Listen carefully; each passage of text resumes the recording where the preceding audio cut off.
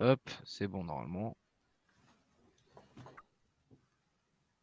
Okay, so we will start the analysis of machine learning approach to predict student depression levels. For the introduction, this document analyzes the work of Saul Toledo Pereira, who's published a Kaggle notebook titled Simple Data Cleaning in Comparison and Comparing Online Models. The goal of the project is to predict depression levels among students based on survey data using a series of machine learning algorithms. The dataset includes variables such as gender, age, academic pressure, and sleep duration. Mental health and among students is a growing concern, and this study attempts to develop a predictive tool to assess potential depression risk. The projects use a supervised classification approach in which the target variable is the level of depression, and the goal is to build a model that can predict this level based on various inputs. The author implements and compares 9 machine learning models on the same dataset to determine which perform the best. To introducing the model used, 9 classification models are tested in the notebook, including both basic and advanced technique, logistic regression, decision tree classification, classifier, random forest classifier, key nearest neighbor, support vector machine, naive by, gradient boosting classifier, XG boost, ADA boost. Each model is trained and evaluated on the same dataset using consistent metrics. The goal is to assess which models predicts the depression level of a student given input features such as academic pressure or sleep duration. The problem statement and objective. The core problem is the accurate prediction of depression levels in students. This is a complex challenge because mental health is influenced by many factors that are often subjective and interconnected. The notebook seeks to use machine learning to help identify students who may be at risk of depression based on quantifiable survey responses. The ultimate aim is to evaluate which model performs best in terms of accuracy in this context. To speak about our methodology, the auto workflow can be broken into several steps. First, the data importation and description. The dataset is loaded using pandas. Initial descriptive statistics are generated. Columns with missing values are identified.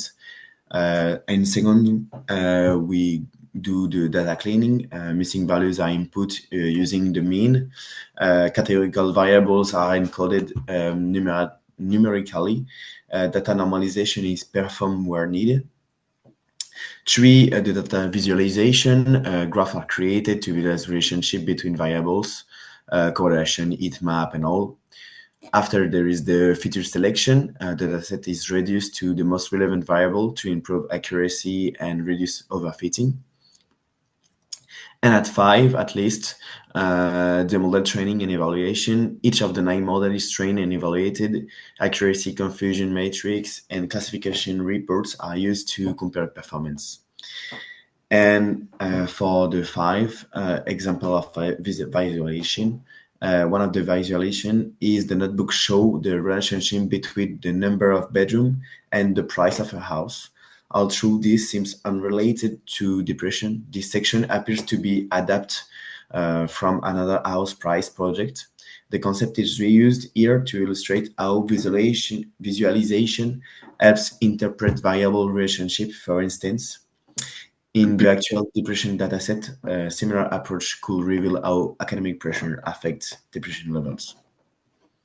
For difficulties, why the notebook may not run, several common errors might prevent the notebook from executing. For example, using undefined variables, like using df without definition, incorrect file paths or missing datasets, required libraries such as XGBoost may not be installed in the environment, and incorrect encoding or data formatting issues. The author mentions that the function to split the data into X, so independent variables, and Y, dependent variable, fell due to the df variable not being correctly defined. this caused an interruption in the training step. In terms of results, after comparing the performance of all 9 models, the notebook concludes that the best performing ones were XJBoost, so his accuracy was like 87%, the gradient boosting 86%, and random forest 85%. These models outperformed simpler models such as KnifeBase and KNN. This suggests that ensemble methods are better suited to this type of complex classification problem, and they are able to capture non-linear relationships between variables and reduce the impact of noise. In conclusion, this notebook presents a well-structured and comprehensive machine learning pipeline. It highlights the importance of proper data pre-processing, model selection, and evaluation. The use of ensemble models, particularly like XJBoost, demonstrated high accuracy and robustness.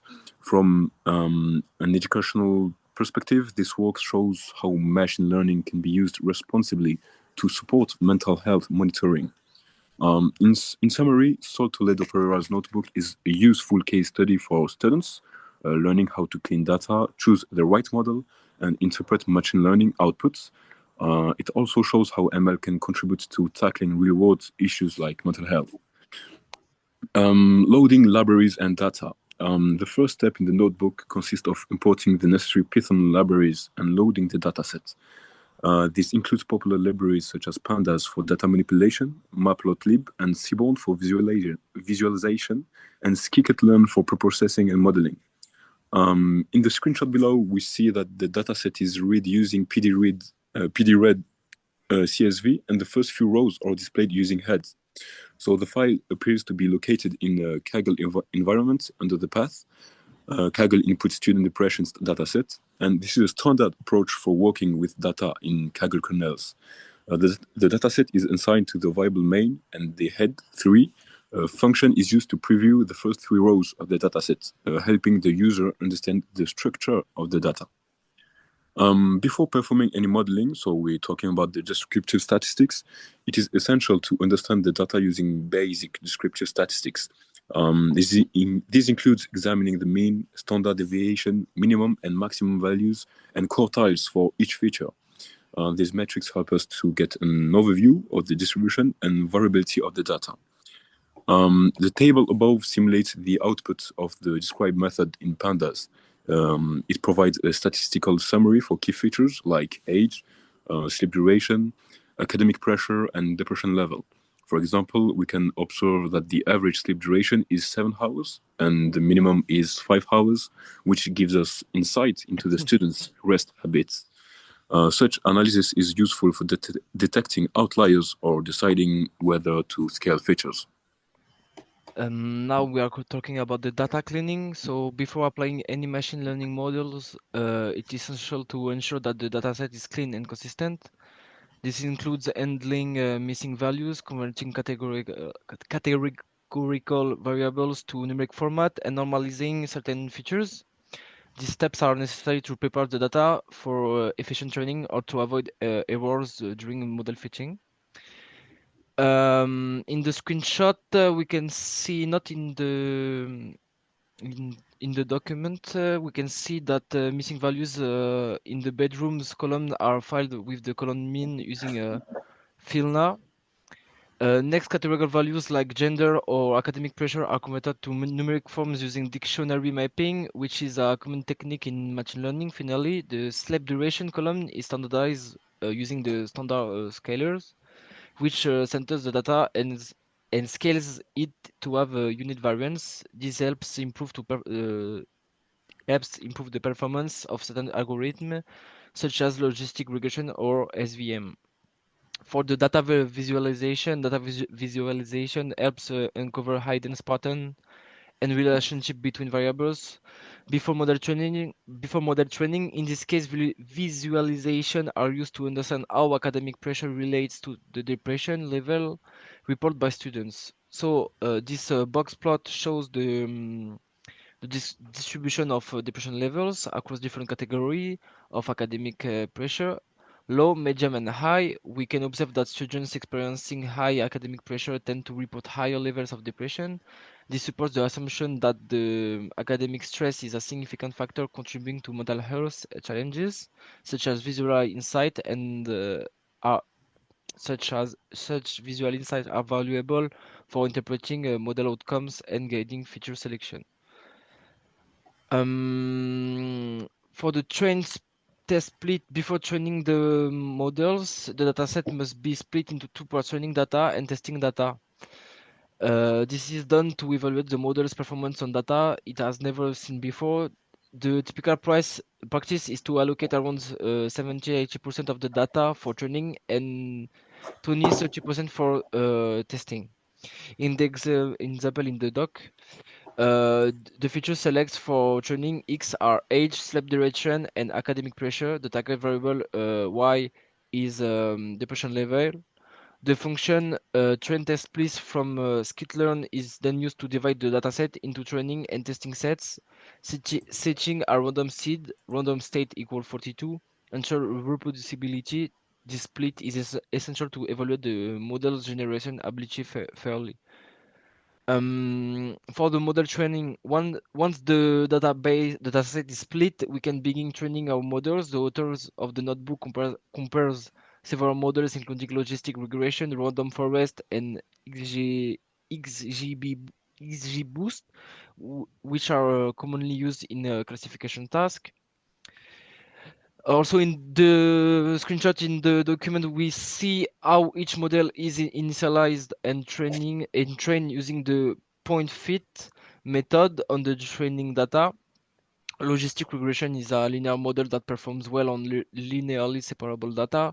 Random forest is an example of decision trees, known for its robustness and accuracy. XGBoost is a powerful boosting algorithm that often achieves state-of-the-art results in classification problems.